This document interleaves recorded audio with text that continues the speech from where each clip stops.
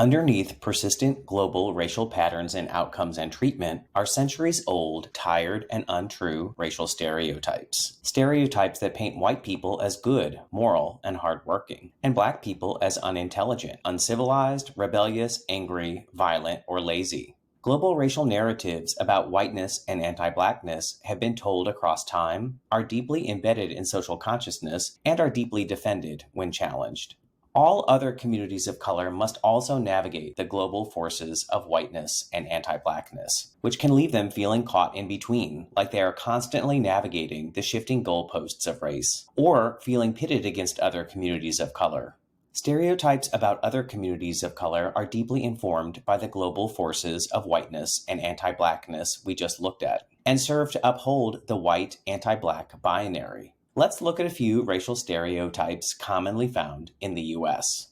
Racial stereotypes that paint Asian communities as homogeneous and monocultural, despite Asian being an umbrella term for peoples representing hundreds of combinations of nationalities, ethnicities, skin tones, religions, and political leanings. The perpetual foreigner, even if one's family have been U.S. citizens for generations. This was reinforced by the Chinese Exclusion Act of 1882, Japanese internment, and forced repatriation, as well as other government policies.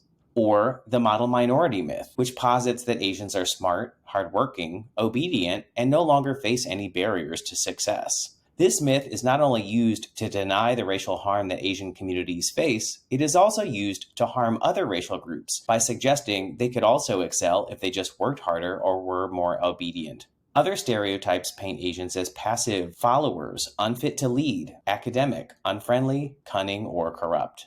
Or racial stereotypes that paint Latinx communities as uneducated, foreign or not belonging here, hot-blooded, or dangerous. Stereotypes commonly contain contradictions, such as the framing of Latinx peoples as lazy, but also sources of cheap labor.